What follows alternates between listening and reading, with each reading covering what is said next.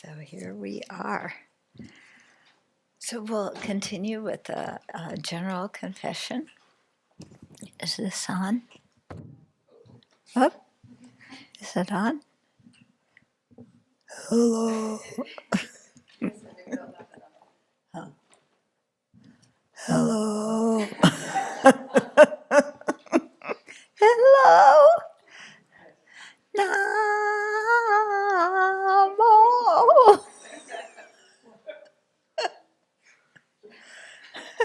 What, you're laughing at me?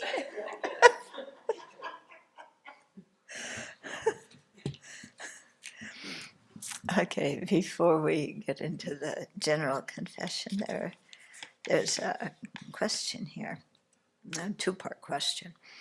So what did your teacher do that helped students see the arrogance in their minds? And what preventive measures do you suggest to help us avoid being deceived by our own arrogance? So what did our teachers do?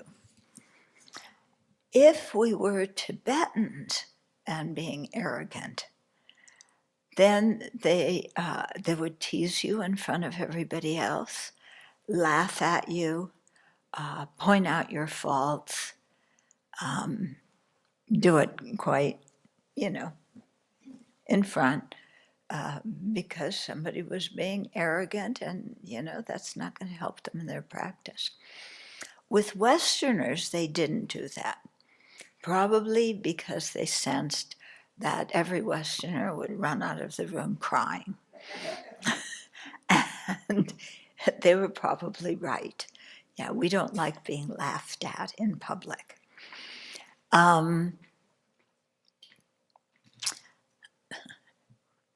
When I read that question, I thought of this.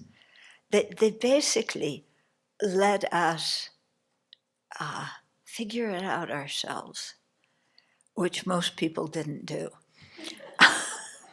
And as a result, people's arrogance was present, and people were bossy and controlling and angry. And there was a lot of competition who could be close to the Lama. Okay, so this wasn't everybody, but everybody knew about it. It was quite obvious. And they just ignored it, basically.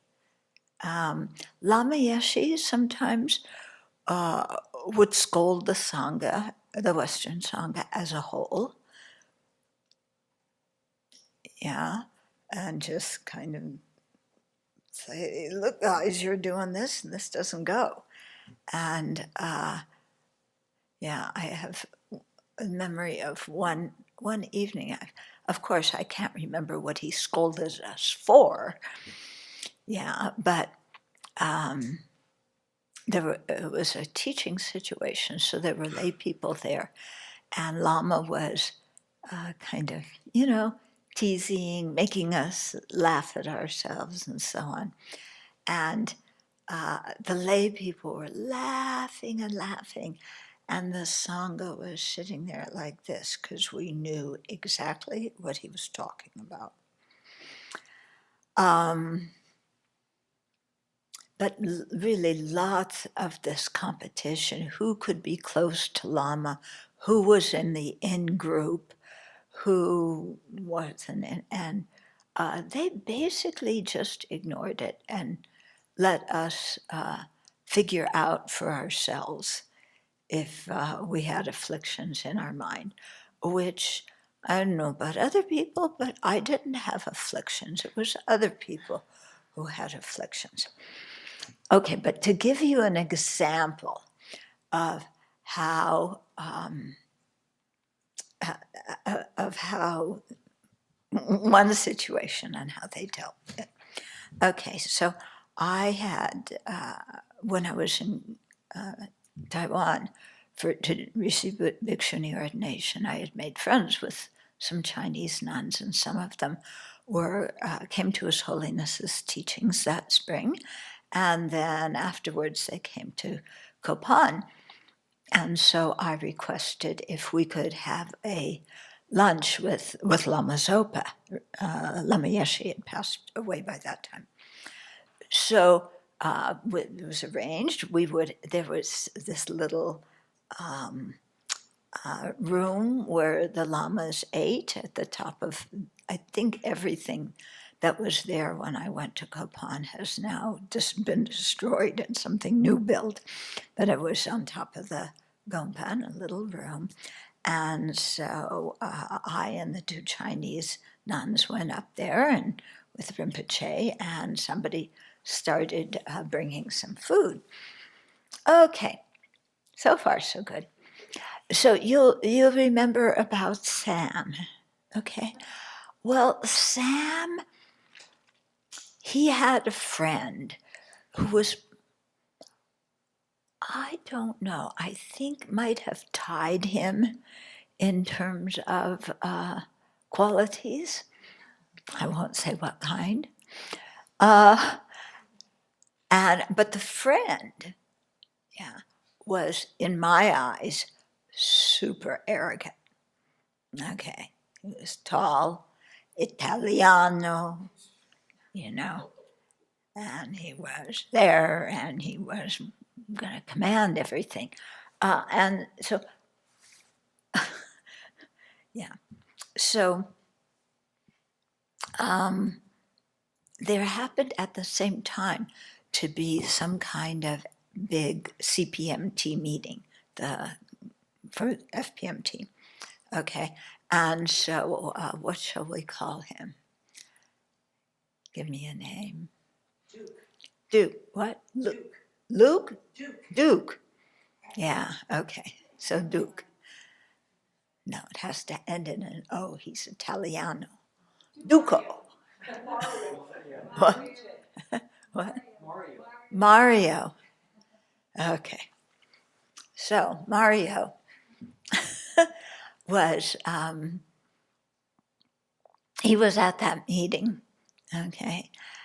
So Mario and I didn't get along so well because, he was the first ordained bhikshu, and they had no need for the disciplinarian who was an American nun. So, he and I had,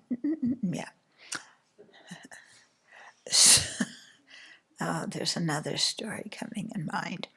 Okay, might as well finish this one. So, so he was at that meeting. So, we're just starting lunch, and people usually didn't come up to the top of the gompa where the lama's rooms were. You had to, you had to have some reason to coming, and you had to talk to one of the assistants or something to do that. Anyway, Mario just comes up, opens the door of the dining room, walks in, doesn't even knock, walks in, and says, Rinpoche, they're having this meeting downstairs, and somebody is criticizing me, and, this is unfair. They're accusing me of this and that, and I didn't do any of it. And, I'm astounded because before I had never seen him go to his teacher or be in some state where he needed some help, because he was the macho Italian monk. And here he was. He was loud. He wasn't whimpering, He was mad. And like, these people are accusing me of being arrogant, and they're accusing me of this and accusing me of that. I didn't do any of it. And, this is just terrible. And I'm sitting there going, well, Rinpoche first responded and said, it's okay, Mario, sentient beings, they have their ideas, they aren't always so skillful. Anyway, you've been a very long-term student, and you've helped the Dharma so much, you've helped me and Lama Yeshe so much, and you opened the center, you've done so much good for sentient beings. I'm sitting there. Rinpoche, what are you saying? And I'm, Rinpoche's praising Mario, and I'm sitting there going, I know exactly why those people are criticizing him. I've tried to work with him too, and he deserves every little bit of feedback he's getting. Of course, I couldn't say that because I was being a nice nun. And so this went on for a while. My friends, the Chinese nuns, of course wanted to talk to Rinpoche. This was a wonderful opportunity for some cross-tradition communication to happen. It wasn't happening because during the whole meal, Mario was there dominating the whole thing and complaining to Rinpoche, and Rinpoche kind of trying to soothe it over, and me going, yeah. So Rinpoche just let it happen. Yeah. So for me, it was an excellent teaching. Yeah, I don't know for Mario if he got anything out of it, except probably feeling like he was in the right because Rinpoche was praising him. But for me, it was a teaching on, my pride of, and a little bit of, I was just empathizing and understanding why people would criticize him. Yeah, it was just empathy, that's all. Okay, but this was basically how it was, it was handled. They with Westerners, they didn't interfere and say so much right directly to your face. Yeah. So you were there with your own suffering and you had to figure it out. And there were lots of opportunities. I can tell you some more stories. Maybe I shouldn't. But so lots of opportunities to, when your own mind was in a suffering state, and because of something that was going on with other people, with the group or with an individual, and if you wanted to have any peace of mind, you had to stop and say, what's going on with my mind? And how can I smooth it over? And what is other people's, this is other people's business. I don't need to get involved. I don't need to correct. I don't need to offer an opinion. Yeah. But there's some quality of the macho Italian monks that makes them tend towards arrogance. Yeah. Not all of them, but yeah. But obviously there were gender dynamics going on. If I had been a man, it would have been totally different. Yeah. In Italy, in the meetings for the, for running the center and everything, we'd have those, and they would, because I had the second most important position I wasn't director, but I was the SPC plus the Gegu. And they teased me relentlessly and they joked and they prodded, and I was going to be a macho Italian, a macho American nun. I was just going to sit there and take it. Okay, so I sat there and took it for a long time. And then one time I thought, I've sat here and taken it. This time I'm just going to express how I feel. So they went to work on me, and I started to cry in the meeting. I'm not usually a crier on those things. But I thought, well, if they want to make me cry, they'll see me cry. Of course, that didn't do any good. Then they just, teased more and made fun of me more. Okay, but that is not all Italians. That is not all Italian monks. That is just the karmic confluence at that period of time of people who were all very new in the Dharma. Although they were senior to me and they should have known better. But aside from that, Okay, any more great questions for me? So what preventive measures do you suggest to help us avoid being deceived by our own arrogance? Yeah, watch your mind. Watch what your thoughts are. Watch the mind that says it's not fair. Yeah. The mind that says it's not fair is saying, I'm the best and I should be noticed for being the best. Or I'm the best, I should get what I want. Yeah, so watch that mind that says it's not fair.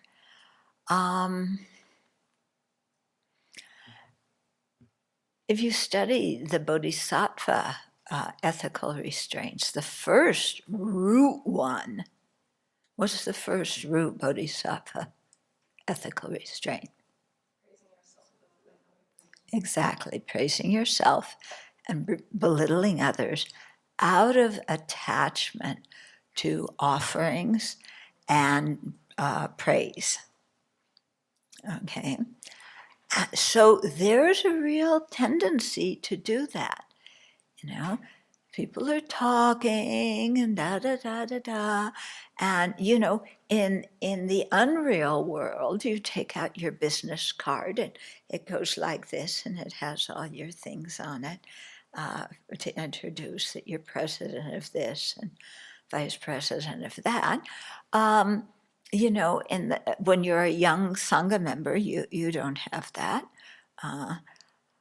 but there's a tendency of, I need to tell people what I'm good at. Yeah, because it's actually, I'm not bragging. It's just they need people with certain skills, so I'm letting them know what my skills are. Yeah, so they can use my skills. But I'm not bragging. Okay.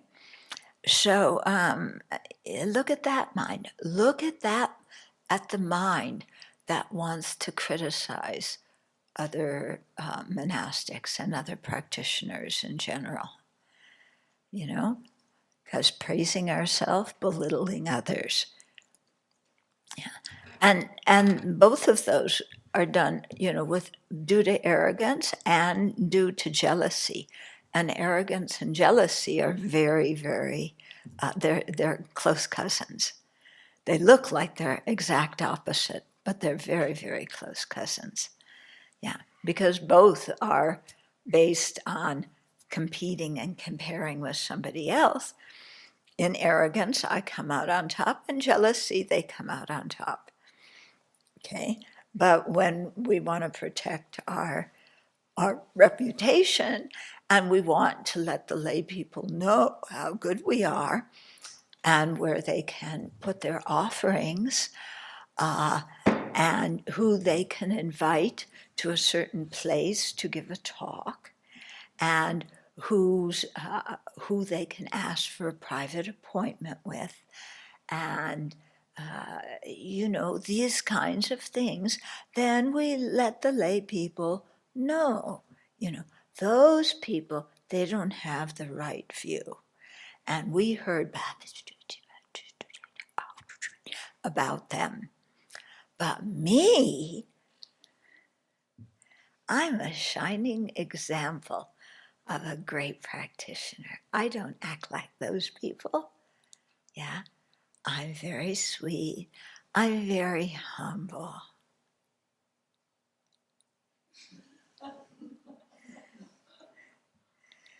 Yeah. Do I look like I'm a nice little girl on the package of cookies? So don't you dare criticize me, because I'm sweet, but those people really, stay away. Except I don't say stay away because that's too obvious.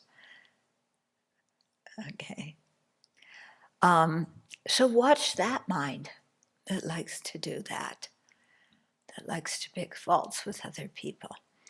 Now, it's important, not just pick faults, but talk about the faults, okay? Because that mind is an arrogant mind. I'm better than those people. And I want you to know it because I want respect. And some offerings wouldn't hurt at all.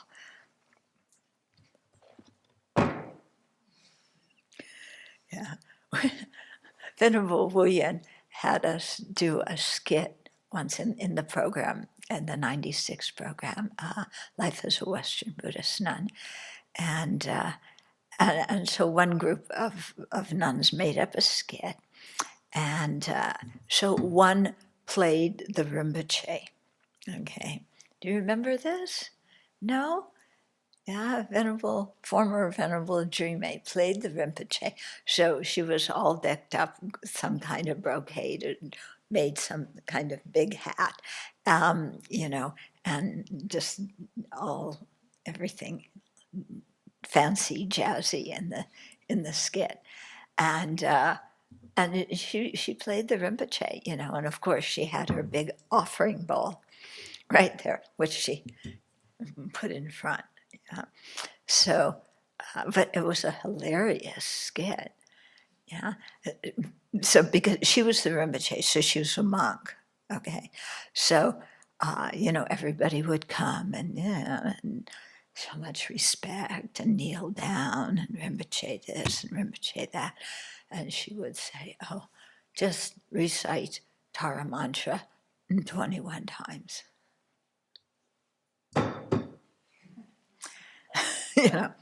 And then in the skit, the people, the foreigners who were coming, who were, of course, were wide-eyed, like these are real Rinpoches, they're special.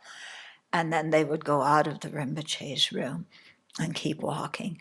And then there were two nuns sitting next to each other on the ground at the side of the road with one begging bowl between them because they couldn't afford two begging bowls, and sat there and saying, Om Mani Padme, Om Mani Padme, Om Mani Padme, Om Mani Padme, Bhakshi, Sho Mani Padme, Om Mani Padme. And the foreigners would look and say, who are they? And keep going. Yeah. It was hilarious, but there was a lot of truth in it, unfortunately. But that this is the thing that what the skit brought out and what our behavior brings out is we like to boast. And we like to let other people know, I have done this and I have done that and I have gone here and I have given a speech there and a talk there, and 25,000 people came to hear me speak for 10 minutes over here, and 500,000 came over here, and I was invited to the White House And, I went. I was 8 years old, but don't tell anybody. And, we like to advertise ourselves. Yeah. And then we get an invitation. And look, I was invited to la la la la la la la, and let other people know about that. Okay, what's next? I mean, really, with arrogance, that's the whole thing. What's next? Who are we trying to prove something to? Are we trying to boost up ourselves because we don't really believe in ourselves? I think that's one element of it. And that's why arrogant people have a hard time being humble. Yeah? Because they confuse humility with low self-esteem. So when you have low self-esteem, you don't like that. So how do you combat it? You behave arrogantly and bolster yourself up to try and feel better. So low self-esteem and arrogance go together, and genuine humility and genuine self-confidence go together. Yeah. But we confuse it. When somebody's humble, we think they're kind of nothing. Yeah. But His Holiness really shows the humility. Yeah. When he won the Nobel Prize, everybody was rushing and, wanting to interview him here and take him there and blah, blah, blah, blah, blah. And he already had a schedule. He was in Southern California at the time, and he just followed his schedule. He didn't fly to New York to have some important person interview him or whatever. He just, yeah. So many examples to see him of, yeah. And what he says about himself, I'm just an ordinary monk. Yeah. He doesn't say, I am just an ordinary monk. Yeah, there's different ways of saying that statement. Yeah. Okay, so beware of that kind of mind, beware of that kind of behavior in yourself. If you have a problem with arrogance, it is so easy to spot it in other people. So whenever your mind is picking out people who are arrogant or people who are jealous, bing, that's my problem too. Yeah. Because when you're arrogant, you know how arrogant people act. And so you spot it in other people. Or if it isn't there, you certainly project it. Okay, any questions? The brilliant crowd is silent.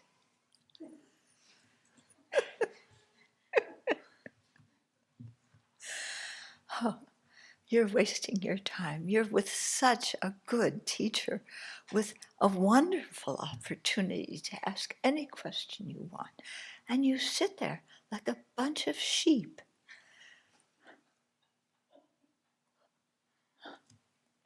These people.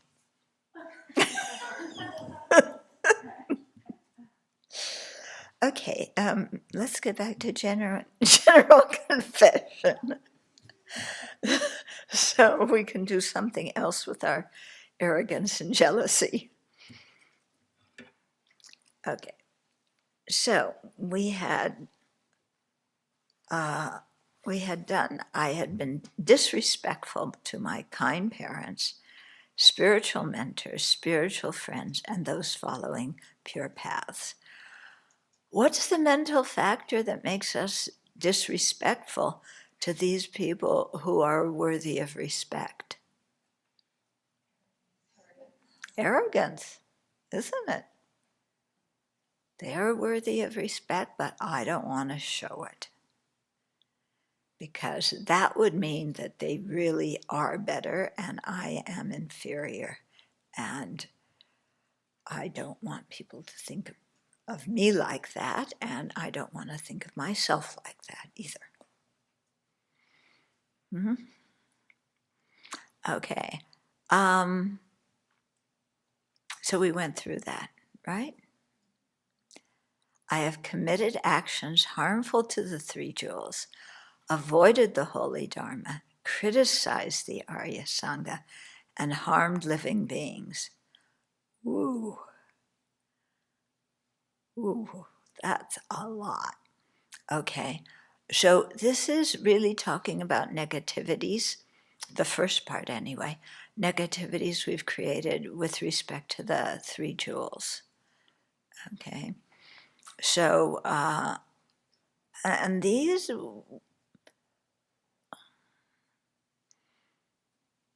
because we aren't a culture that respects things very much, so it's very easy for us to criticize and blame and say something doesn't make sense and this is wrong and that's wrong and it shouldn't be like that. That doesn't mean that we should lie and say, oh yes, I understand that, it's all very good and perfect.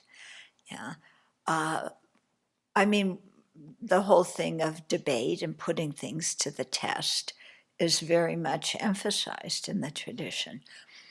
But to do that without a mind of arrogance, without a mind of, well, I'm so great that I can tell you that what the Buddha said is wrong.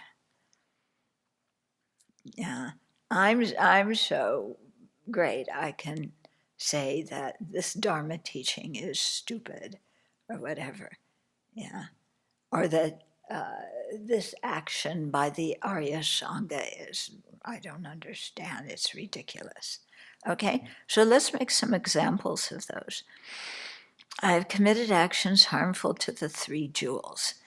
Okay, like what? What are some examples? Holy texts and destroying them. Mm-hmm.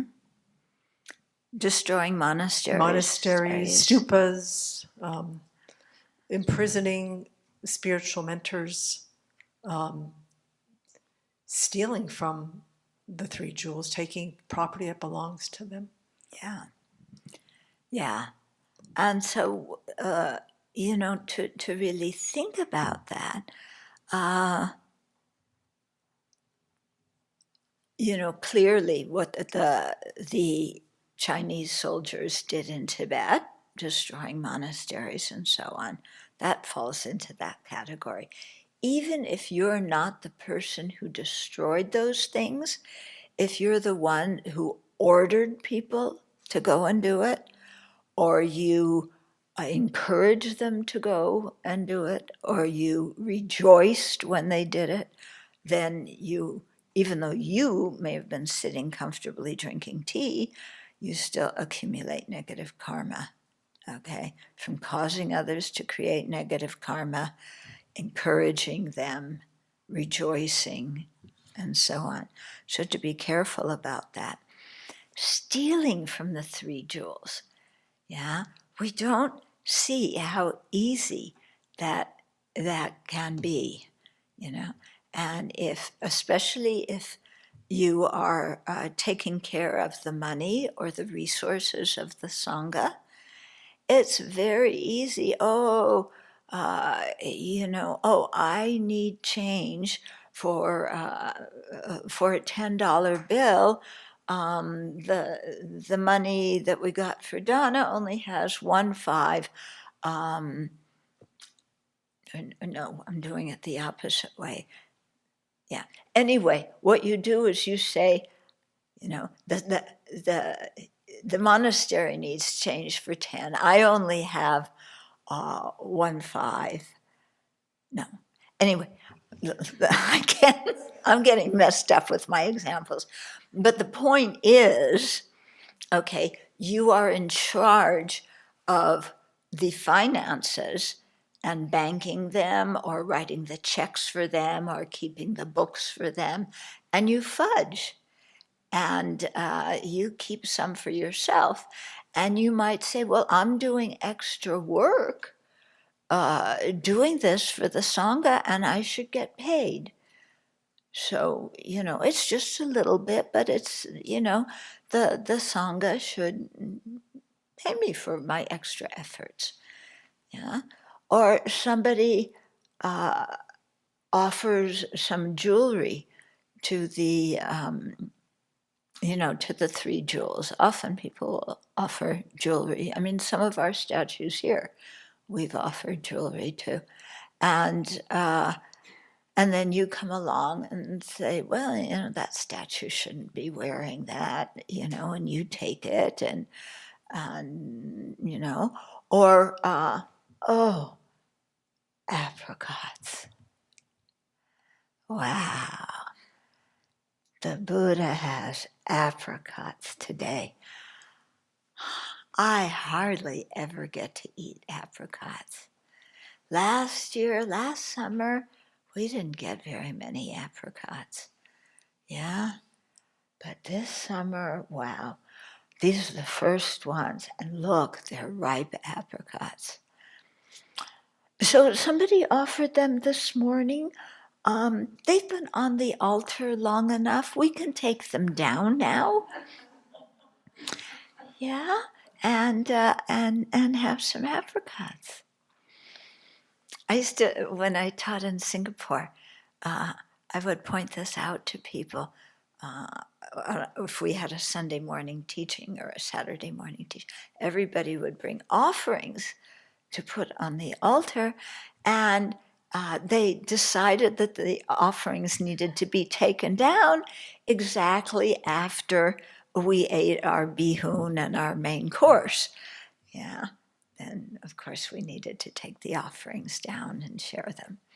Okay, so that kind of mind that normally, we do take the offerings down in the evening, yeah, and we can consume them or put them out for others.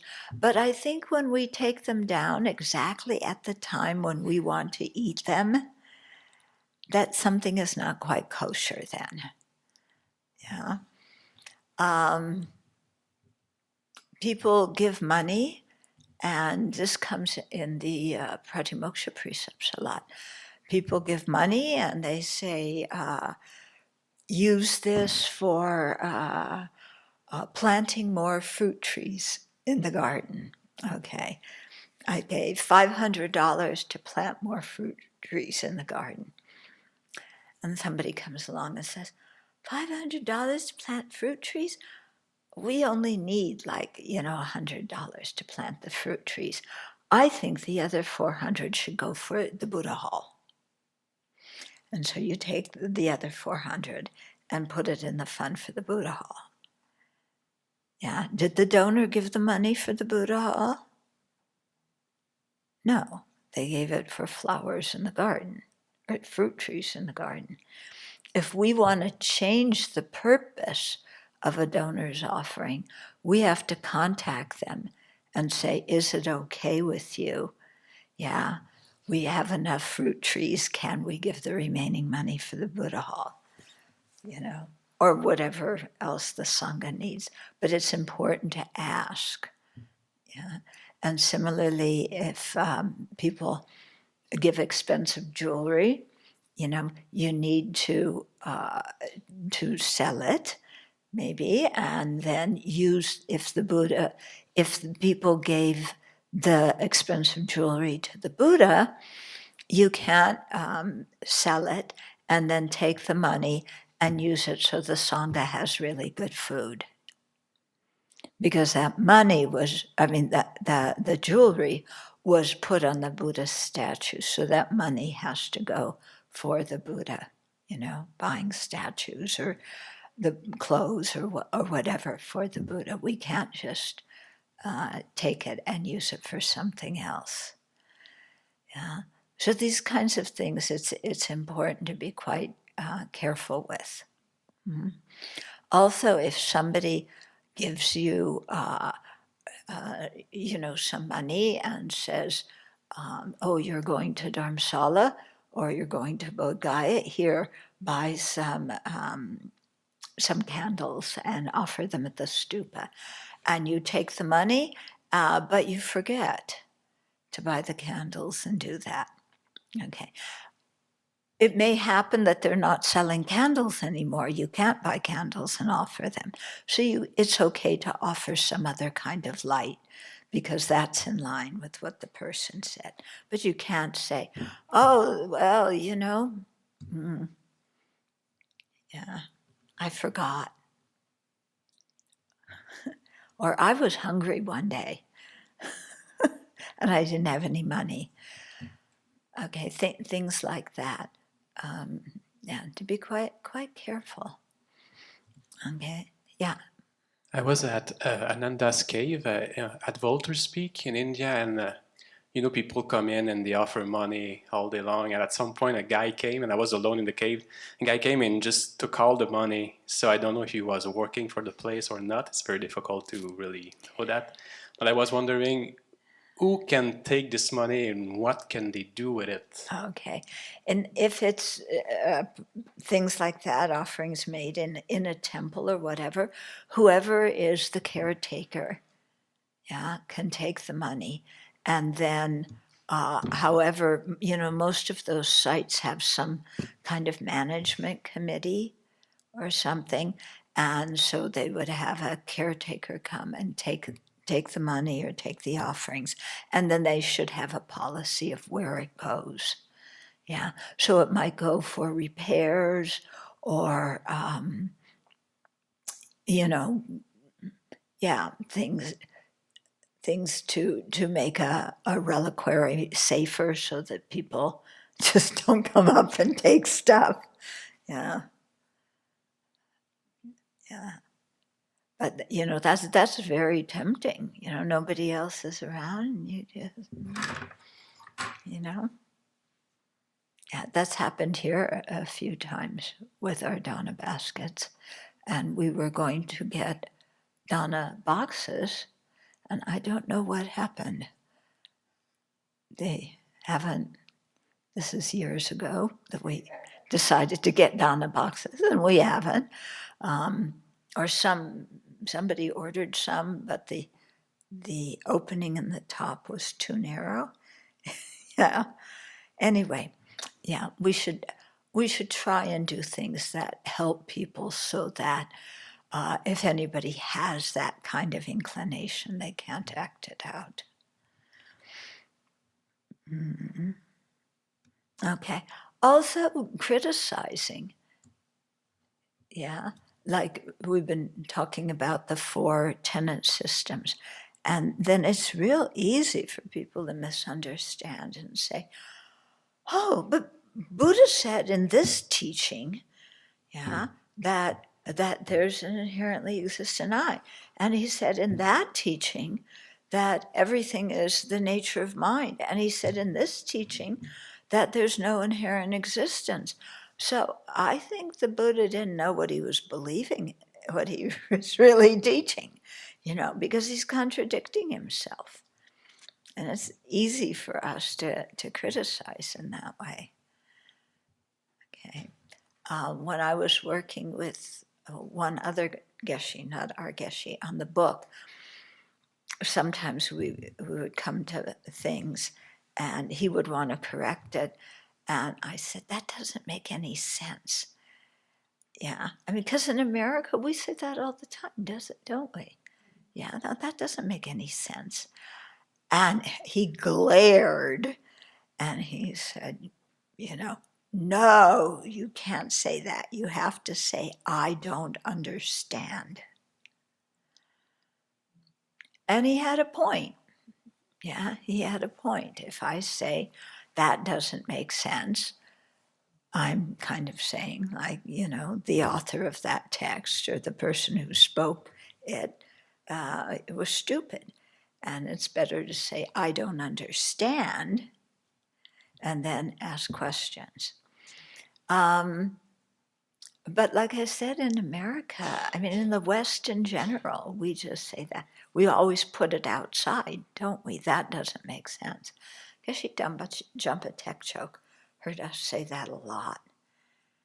Yeah, he was the one teaching us when I was in the nunnery there. And Genla, that doesn't make any sense.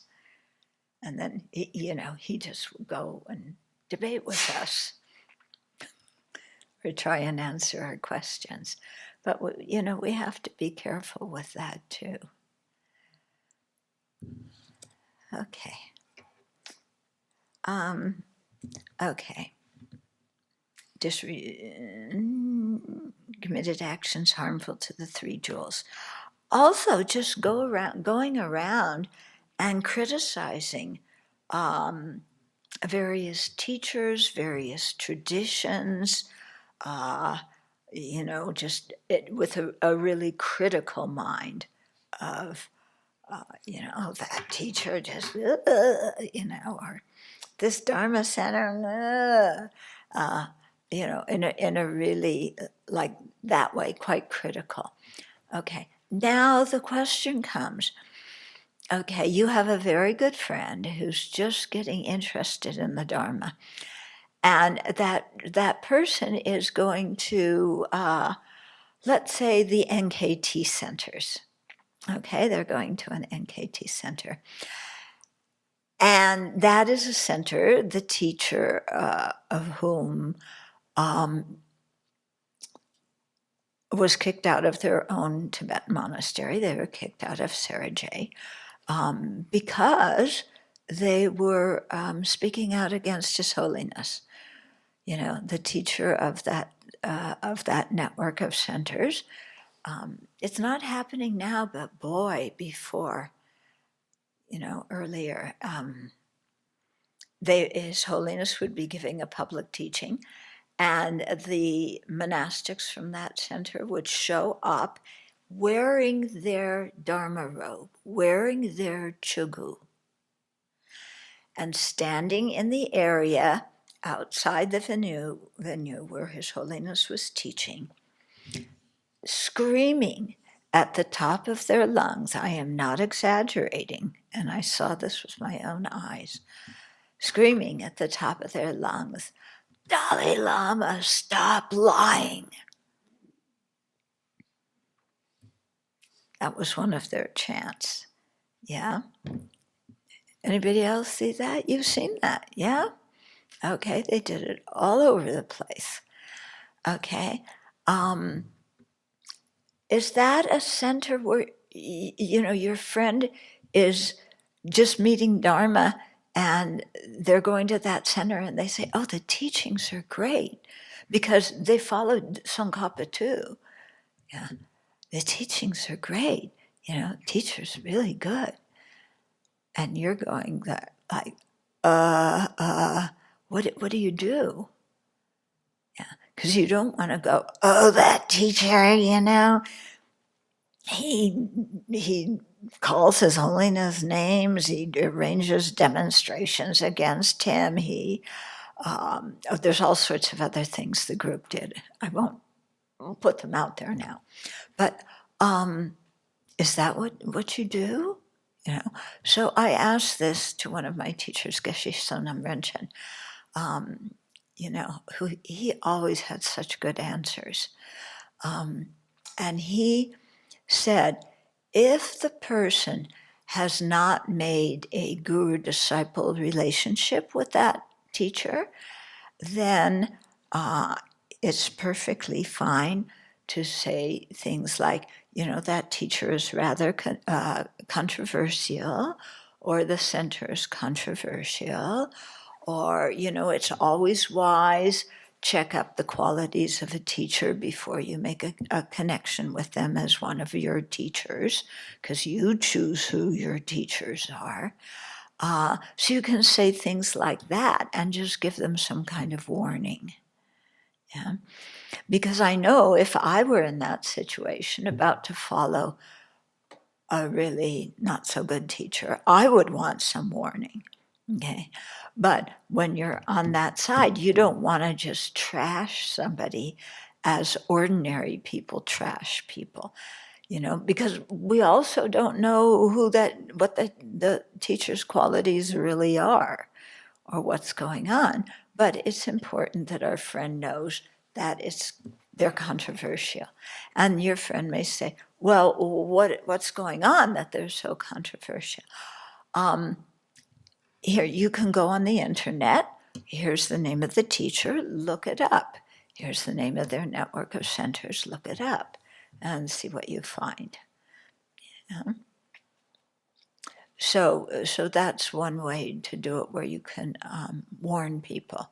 If they've already made a guru-disciple relationship, like they've taken a tantric initiation with that teacher, then you don't want to split them up from their teacher.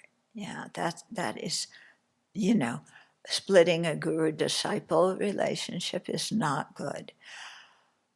So you can step back, but later on, your friend may come and say, oh, there's all this stuff going on at their network of teachings that I didn't know about, and I took initiation, and, I'm grateful for that teacher, but I don't really want to keep going back. Yeah. So what you say then, okay, what His Holiness says is, you say, if that teacher is doing things that are not, becoming, or that you don't agree with, or are not according to the precepts or not according to the law, then it's fine for you to just politely keep a distance. You don't have to go in and create all hell and, go in, this teacher is doing this and they're doing that, da, da, da, da.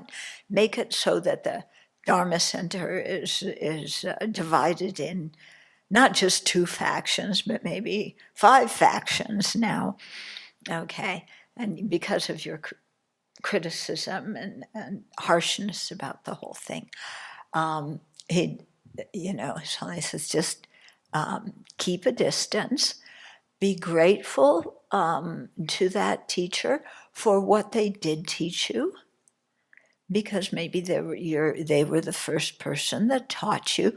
You didn't know anything about checking the teacher's qualities. I mean, I certainly didn't when I started. I lucked out and I had good teachers from the beginning, but some people, stumble into here or there and go afterwards, and what do I do? Yeah. So you just keep a respectful distance. Be grateful because they did help you. They did get you started. They taught you something that was valuable. Yeah. You form that guru-disciple relationship, but you don't have to continue going to teachings with them if that is not something that is nourishing for you, or it involves something unethical going on. Okay.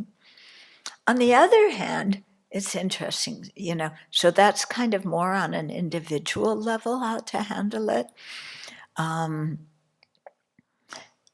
But His Holiness, also when people come and say, there's in this center, the teacher's doing this and this and this and this, and there's a few networks of centers where it's all over the internet what is going on.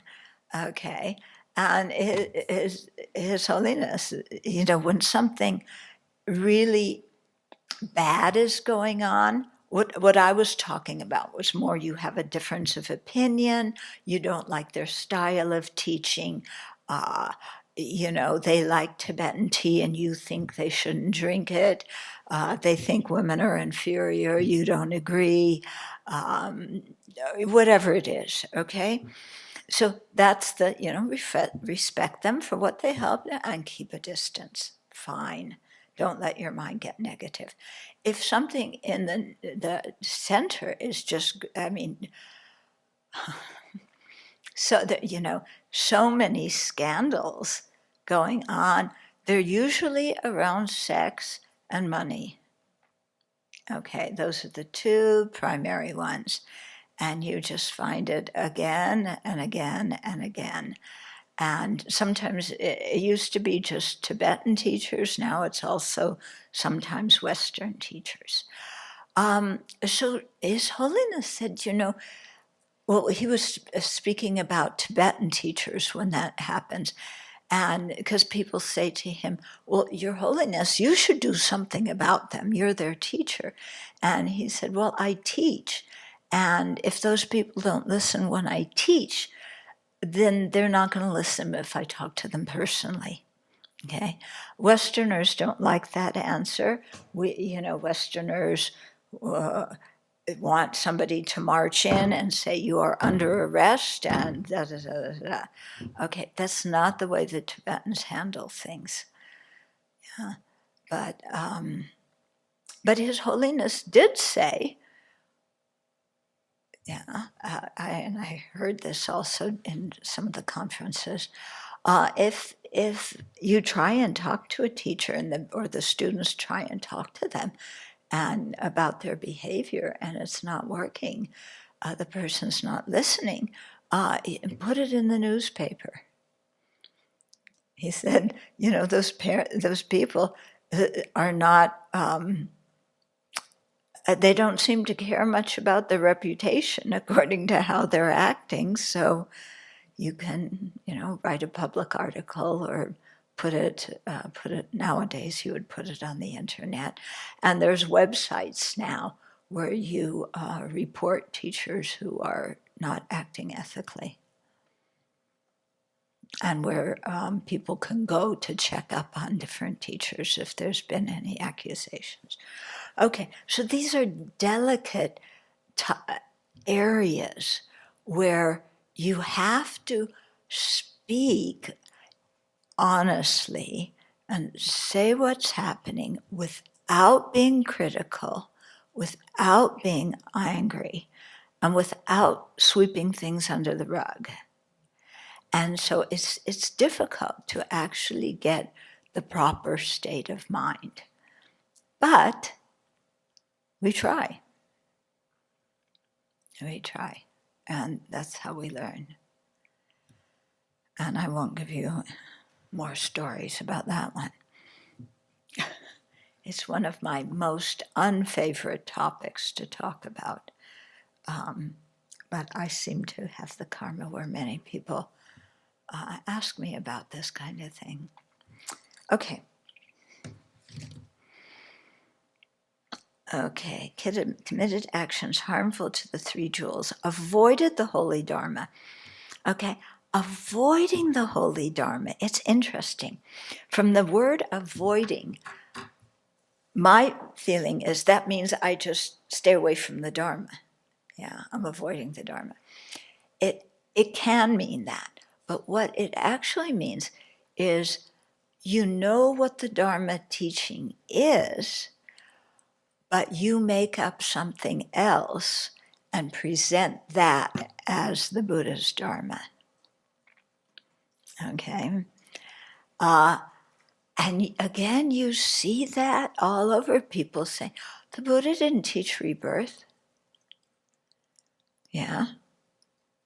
Buddha didn't teach rebirth. Buddha, and the lower realms. So all the things that are difficult for people to accept, then, instead of saying, this one's a hard one for me. I grew up Catholic, and the fear of, damnation it really pushes a button in me, and that teaching just doesn't sit very well. Yeah. So that's fine. Somebody can say that. They're talking about themselves. Okay, this is my response to that teaching. Or, so that's fine. But if somebody goes in and says, the Buddha didn't teach about the lower realms, yeah, that's stuff that's just all made up. because the Tibetans were, they were all out with the sheep in their mountains, and, they didn't have schools. They're kind of ignorant people. How do you make them obey? You make them afraid. So, that's why the Buddha taught about these things. Okay, so that's not so good to say that. Yeah, because there you're criticizing the Buddha, you're criticizing the Dharma, instead of just saying, I hear that, and because of my upbringing, that teaching pushes some buttons for me. Okay, are you seeing the difference between this? And our tendency to always say, oh, I don't like this teaching, therefore the Buddha didn't teach it. Yeah, that doesn't work. Okay, so avoided the holy Dharma. Criticize the Arya Sangha. Oh, okay, so all these, these stories, when you read the Jataka tales, oh my goodness, there's the story in the Jataka tales saying when the Buddha was a bodhisattva, he was what was he? He was a king, and there was a meditator in the forest, and the king wanted to receive teachings from him, so he went and made elaborate offerings, but that didn't seem to be quite enough. So then the king said, I will give you my children, I will give you my wife. I am sincere in wanting the Dharma, so I give my children and my wife.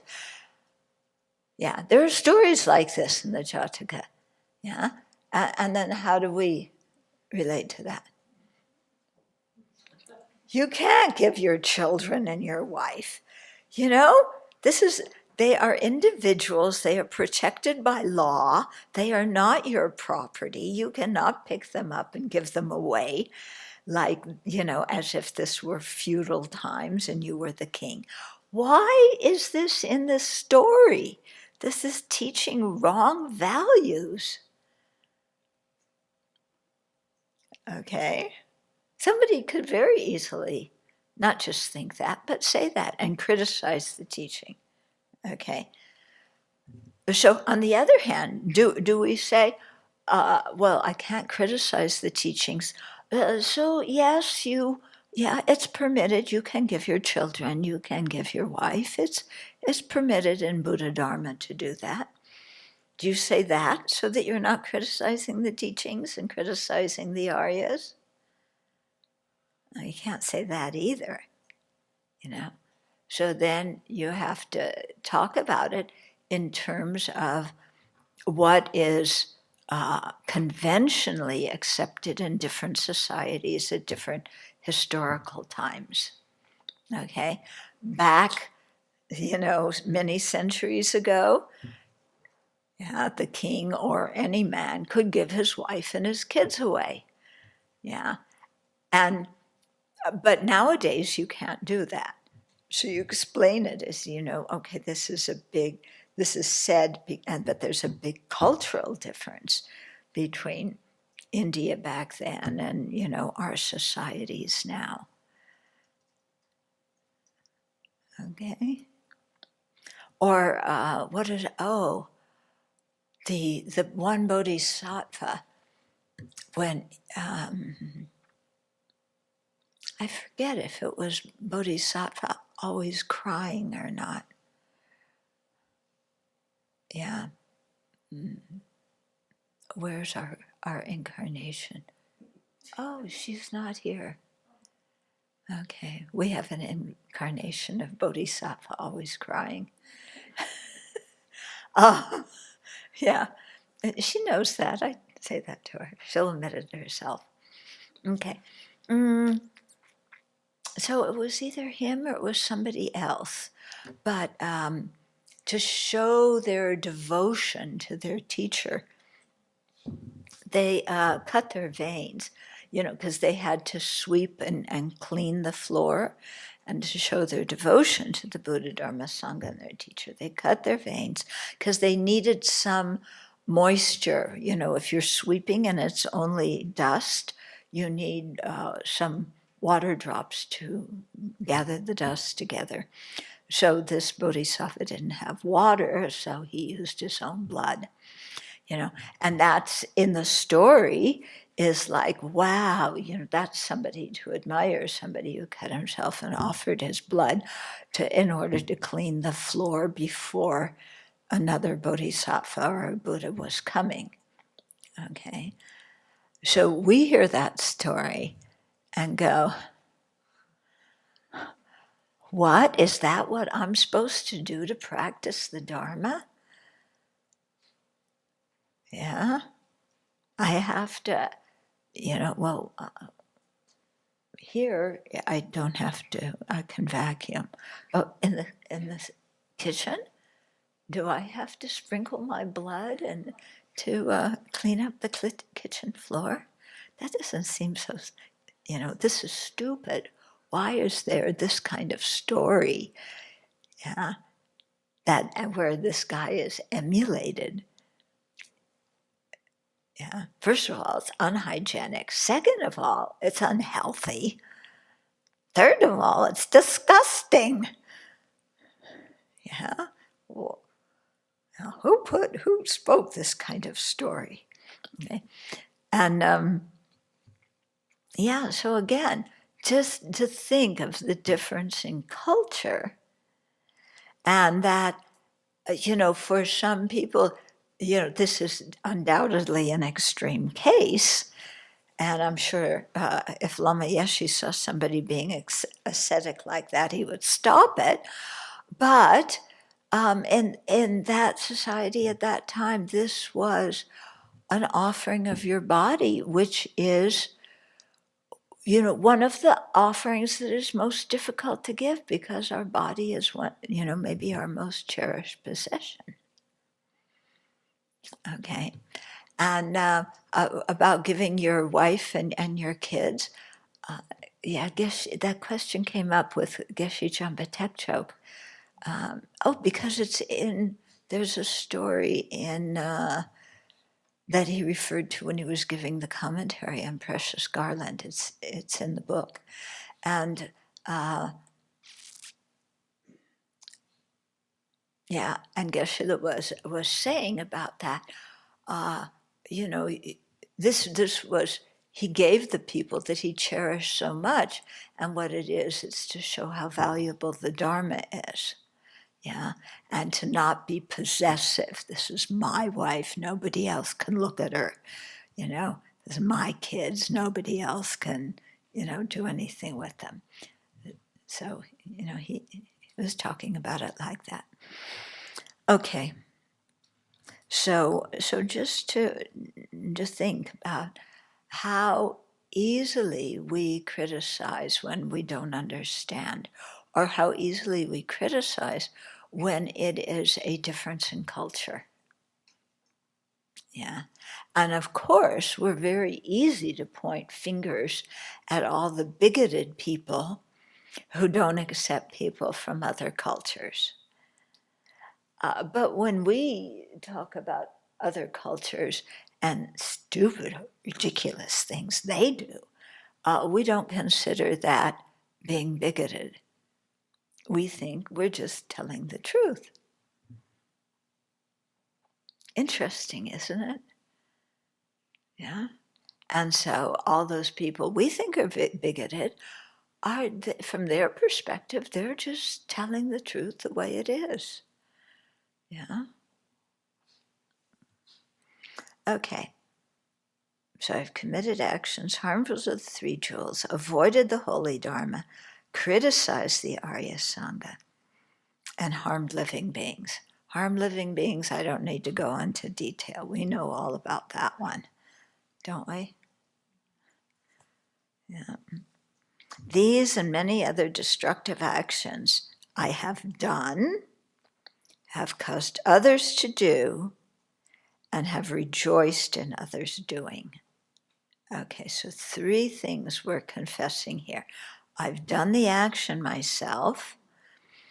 I've caused other people to do it, told them to do it, asked them to do it for me, pushed somebody to do it, threatened somebody that if they didn't do this, I would kill them or, whatever. Okay, so I've caused others to do it. And then third of all, confessing I've rejoiced. Yeah. So you're reading the newspaper and, some big person who is your nation's enemy just got assassinated. And you go, oh, that's good. Now that person's out of the way. Yeah? So we have to be very careful when we read the news and magazines and things and see what we rejoice at. Oh, what is it now? Bill de Blasio and his wife, Charlene, I forget her last name, they're divorcing. Fantastic, that's so good. It's all over the paper, Can't wait until Donnie and Melania get around to doing that. Oh boy, then I'll really rejoice. Okay, so rejoicing at others' negative actions. In short, okay, so I've done that. In short, what's the result going to be of what I've done? I have created many obstacles to my own higher rebirth and liberation, which is the most urgent thing I need to prepare for, because if I don't have a good rebirth next time, it's going to be very difficult. If I'm born in the lower realms, very difficult to have a good rebirth after that. So this is like crucial. But I've created obstacles to having a good rebirth through my negative actions. Created obstacles to liberation. Yeah. And have planted countless seeds for further wanderings in cyclic existence and miserable states of being. So I've created these obstacles, plus I've created the cause just to perpetuate my samsara. So I haven't had enough samsara yet. I want more. Actually, I don't want more. So then, when we're about to do something negative, we have to stop and ask ourselves, the pleasure I am getting from trashing this person or breaking up these friendships or criticizing whatever, or beating somebody or sleeping around, is the pleasure I get from that worth having a horrible rebirth and being born and again in samsara? Yeah. So this is a good question to ask when you're about to do something negative. Yeah, to notice it and then to say, if I think this is going to make me happy, is it worth having this result come with it? And that is very helpful for stopping us. Yeah. Because who wants to? If you spend, for these meditations to work, you have to have spent time on the cushion meditating on the Lamrim teachings. If you just listen to the teachings but you don't meditate on them, what I'm just saying isn't going to have a real strong effect. But if you have meditated and you have some sense that, there is no money back guarantee that I'm always going to be born in a good rebirth. Yeah, and it's possible for me to be born in a horrible one, then I better take care of what kind of causes I create. Okay. So now, in the presence of the spiritual mentors, the great Vajra holders, all the Buddhas and Bodhisattvas who abide in the directions, and the Venerable Sangha, So these are the same people that we called in the very first verse, very top paragraph, to listen to our confession. Okay, so it's calling them again and saying, I confess all of these destructive actions. I will not conceal them, and I accept them as destructive. Okay, so there's a few things here. I'm confessing it. I'm owning it. I did it. Yeah, I'm not making up excuses. I'm not blaming somebody else. I'm not hating myself for doing it. I'm just simply stating with a mind of regret that I did this action, and I'm owning it. That's it.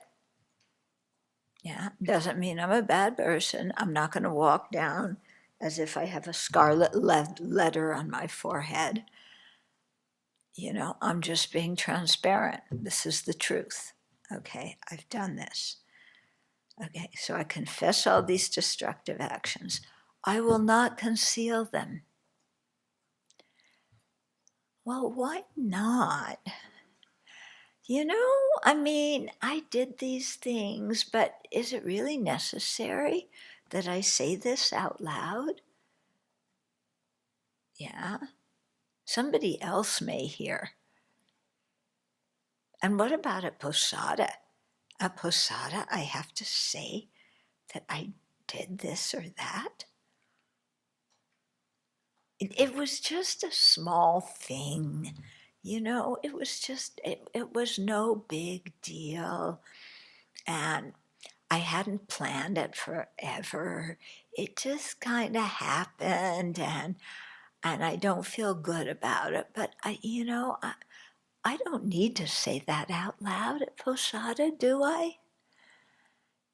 Yeah, it's really kind of embarrassing. I don't want other people to know that I did that. That's really what I did is not very cool, and they'll lose all their respect for me.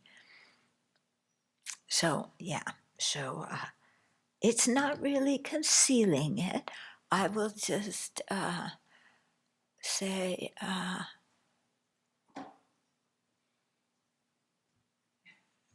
I'll go on to the next thing I have to confess. We'll just skip over that one.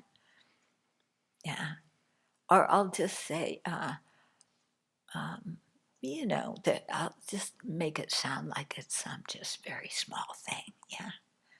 I don't want to alarm everybody else. Right? It's for their sake. It's for their sake. So I will not conceal them, and I accept them as destructive.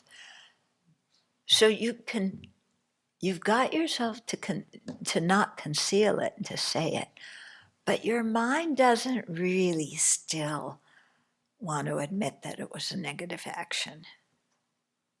It's like, yeah, I did that, but the circumstances were such that there was a lot of social pressure on me, and I had to do it because of the situation. Yeah? I didn't really intend to shoot that guy. It just kind of, happened. This is what people say in court. Yeah, they're caught red-handed, and they plead not guilty, and then they say they describe this story in a totally different way. Yeah, wake up. It's okay. You fell asleep. I fell asleep too. Yeah. Anybody else who needs to wake up? Okay. Yeah. Yeah, you always fall asleep when you're sitting in the front row. Yeah. Okay. So I accept them as negative. I promise to refrain from doing these actions again in the future. Okay? So when you have very strong regret, then you can really say, I will not do this. Okay, do you have certain things in your life that you've done in the past that you can truthfully say, I will never do that again. I will never go even within 500 miles of doing that. Yeah, so those things, yes, I will never do again. Yeah, there's some things like gossiping. How can we say we're never going to gossip again? I mean, did you hear about the person who said that they were never going to gossip again? They said that, and then I heard them talking to somebody else about so and so. Yeah, and they were gossiping again. And I'm gossiping right now. Yeah. Okay. By confessing, so choose a period of time where you can truthfully do that. I promise to refrain from doing these actions again in the future. By confessing and acknowledging them, I will attain and abide in happiness. That's the result of confessing and acknowledging. So it brings long-term happiness. Maybe sometimes a little bit of short-term embarrassment, but sometimes embarrassment is good for our ego. It shatters our pride, doesn't it? I will, by confessing and acknowledging them, I will attain and abide in happiness. While by not confessing and acknowledging them, true happiness will not come. Yeah, so the more I try and fake it, the more I'm distancing myself from the true happiness of awakening. Questions? Comments? Yeah.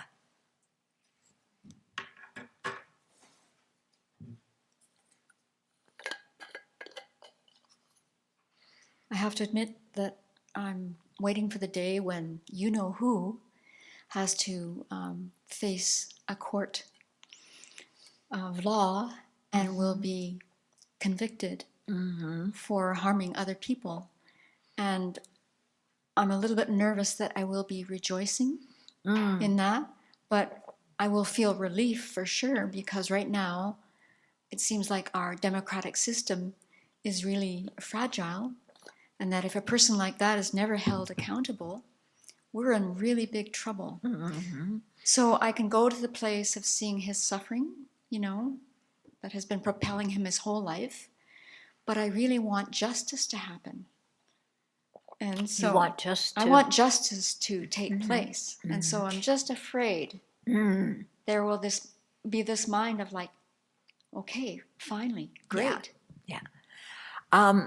I share many, I'm going to be, you heard me the night that he was indicted. I came in here and wrote it on the board. It's a retreat, I don't care. Everybody's got to know he's finally indicted, So I don't wish the guy harm. I don't wish him harm. Wishing to harm somebody is useless. But I will rejoice to know that the rule of law still holds. So my rejoicing is not going to be at somebody else's pain, somebody else's humiliation. My rejoicing is what you said, the democratic system is still matters. Yeah, and the rule of law matters, because if we get to a point where those things don't matter, we're going to wind up like in communist China or communist Russia. Yeah. So, if you're going, oh, I hate that guy, I'm going to be so glad when I want to, have a picture of him with stripes, holding the bars of a jail cell. Oh, I can't wait. That's not so good. But, yeah, wanting to live to know that a whole society is being protected by people living where they're accountable for what's going on, and the rule of law counts. When you're explaining about not criticizing various teachings and traditions, I was wondering if maybe this probably could include, see what you think, like my past religion that I grew up in, or leaders in that religion. Ah, okay. Not criticizing them, would that be included? Yeah, we don't, it's not so good to criticize any other tradition, but you could say, you know, what they taught is not suitable for me. And when I looked at it with logic and reasoning, it just didn't hold. And so I left it behind. On the other hand, you can look and say that you did get an ethical foundation from it. Not a complete ethical foundation, or maybe an ethical foundation which was over over the top. Yeah. But, you know, something that benefited you when you were a little kid. So you're grateful for that, but you don't have to follow that religion or those teachers anymore. Yeah, I was thinking about, there's a lot of people who, when they have a faith crisis or leave their religion, then they can become really angry. Yeah. And that might be, like, creates a lot of karma. I mean, I think I went through a period of time where I was kind of like that. Yeah. Yeah. Yeah. Well, that's what we do. When we don't like something, we say it's bad. We never say, oh, it doesn't fit me. It's something that's wrong with this. Yeah. And so to train our mind to say that many of these things, it's not a question of right or wrong, it's a question of what fits and what doesn't.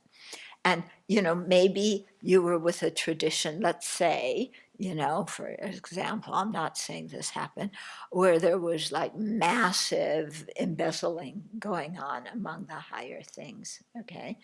So you can say, you know, there were a lot of financial infractions going on, and I knew about them, and I could not, in good faith, stay in that kind of institution. Okay, that's very different than saying, you know, these guys were cheating and robbing and stealing so many people from so many people, and they think they're so good, but look at what they're doing. And, you know, it's just, they're such hypocrites. You know, that's very different than just saying with a calm voice, this happened. I got to a place where I couldn't be around it. Yeah. May have missed this explanation, but when we do this purification in the hall, we get to this point when people don't have it memorized, we suggest that they stop prostrating and recite it out loud with their own voices. I don't know whether never got the explanation on why that's so. Okay. I think this is a choice. Some people may want to continue bowing because they feel that they don't have it memorized, but just the experience of bowing really helps them to feel like they're purified. Other people say, you know, for me, the bowing isn't so important. It's important that I say out loud what I did and how I feel about it. But doesn't the rest of there's quite a bit in this practice overall that we want to make sure that we're saying out loud that we've done other negativities. It just, Yeah. I don't understand exactly. well, it says here, I've created the 5 heinous actions, caused others to create them, rejoice at their creation. I've caused others misusing offerings to holy objects, misusing. We say that whether we memorize it or not, everybody prostrates. Yeah. So what's wrong with that? No, that's fine. I'm just saying why, when we say woe is me, why do we say if you don't have it, a lot of people don't have this practice memorized, but they continue to prostrate until this point when we say woe is me. We tell them to stop prostrating if they don't have it memorized. I never knew why that was so. Oh, Stop prostrating if they don't have it memorized. Memorize.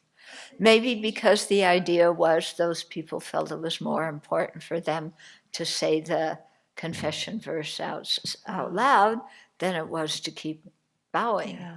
And I sometimes thought, okay, there's bodhisattva precepts in this. There's negativities around tantra commitments that maybe folks don't have. Okay, because I always wondered, why can't they just keep prostrating? Yeah, they can keep prostrating. Okay. I think somebody somewhere along the line had the idea, Somewhere. that we want them to say things out loud. It's so odd because it breaks the whole practice when we describe that. Yeah. I think that's an ancient Cloud Mountain instruction that's been carried forward for 25 years. Ah, that's really ancient. Yeah. We're going to be modern now. So you have to do it, stop prostrating and recite it, and then you have to go back and do it again, this time prostrating while other people recite it. Okay? Then everybody will be happy.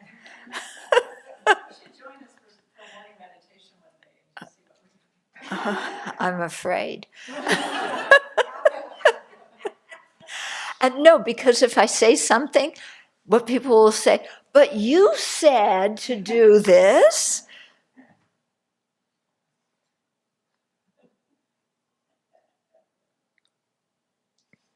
That's what they'll say.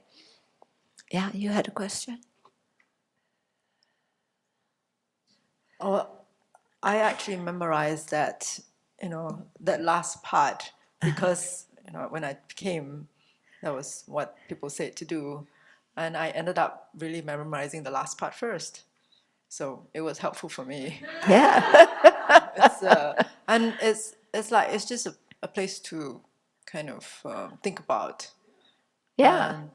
And then I know some people think that we should be not prostrating when we say the Buddha's name, and rather we should be saying it rather than prostrating. If you have not memorized it, and then, but I don't know.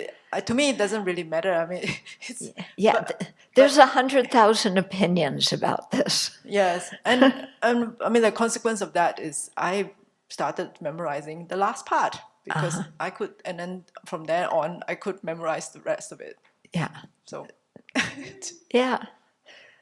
I mean, everybody has their own way. Different teachers teach it this way. Some teachers say, make one prostration to each Buddha, say the name of that Buddha as many times as you can during that one prostration.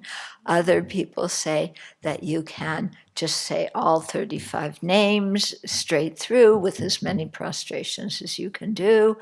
And you know what? Both ways are fine. Yeah? But we want the one right way, right? And we want everybody to do it that way. And I also kind of remember you giving this instruction once in a teaching. Yeah, I'm sure I did.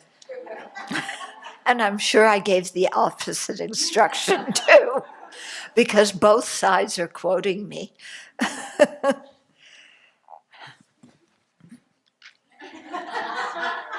Who wants to be Avis for a day? You want to be? Good luck. You're on tomorrow. Yeah. Okay, so we did that. So hopefully you'll think about it when you're reciting the prayer. But if you have it memorized, you're probably daydreaming about something else. And you're thinking about all the people who aren't reciting it or aren't prostrating and how they should be, and how as soon as you get done doing it, you're going to make an announcement so that everybody's doing it the same way. Okay. So let's dedicate.